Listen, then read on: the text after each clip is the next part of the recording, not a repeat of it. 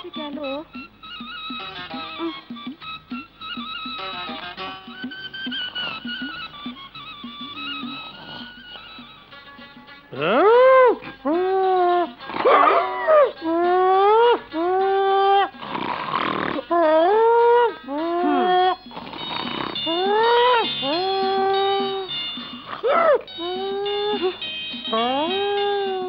দেখো কাণ্ড দেখো, বাড়িঘর ছেড়ে গাছতলা এসে ঘুমোচ্ছে, আর আমি সারা গ্রাম খুঁজে খুঁজে হয়রান।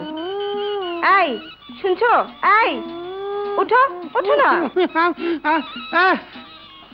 আমাকে কি সদগা ছাগল পেয়েছো? ঘরে ঘুমোতে দিবে না, গাছের নিচে না? বেটা দেখো, এখানে আবার আমাকে কিন্তু চেপে ধরো না। লজ্জা শরমের বালাই নেই। ছোট সাহেব এসেছে তার গুণধর চাচার সাথে দেখা করতে। বলো কি? ছোট সাহেব মানে ভাতিজা, ওর দোস্ত এসেছে?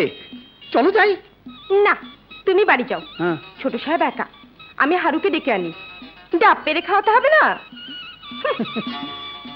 ধমক ধমক ঠিকই মারে, মাথায় আবার বুদ্ধি ঠিকই রাখি আমার কারুতি। আর বলো না, না খুব গরম পড়েছে তো, তাই একটু গাছের নিচে ঘুমাচ্ছিলাম। তা খবর কি আমার ভাতিজা দোষ? চাচা, হ্যাঁ, মা যাত্রা দেখতে বারণ করেছে। ভালোই করেছে। কিন্তু আমার যে যেতে হবে। যেতে হবে, যাবে, কিন্তু কেমন করে? ওরে লম্বুয়া, বালিশু ধরো, কল্লাটা সামনে আনো, এমন করে। যাও, রাতে দেখা হবে, যাও। হায় হায়, ডাব খাবে কে? আমিই খাবো, নইলে বেঁচে ফেলবো। ভালো বুদ্ধি।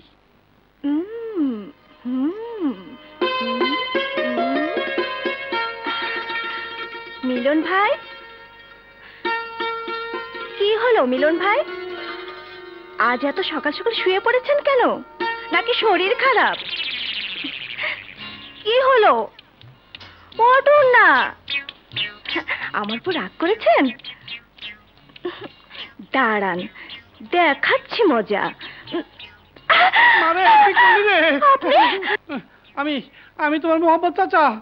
আপনি এখানে? মিলন ভাই কোথায়? জায়গার মাল জায়গায় চলে গেছে। হ্যাঁ। তার মানে সবার চোখকে ফাঁকি দিয়ে আজ রাতেও যাত্রা দেখতে গিয়েছে? দাঁড়ান, আমি এক্ষুনি ফুপি আম্মিকে সব বলে দিচ্ছি। দাঁড়াও শেরজান, দাঁড়াও। বসো বসো বসো বসো বসো বসো।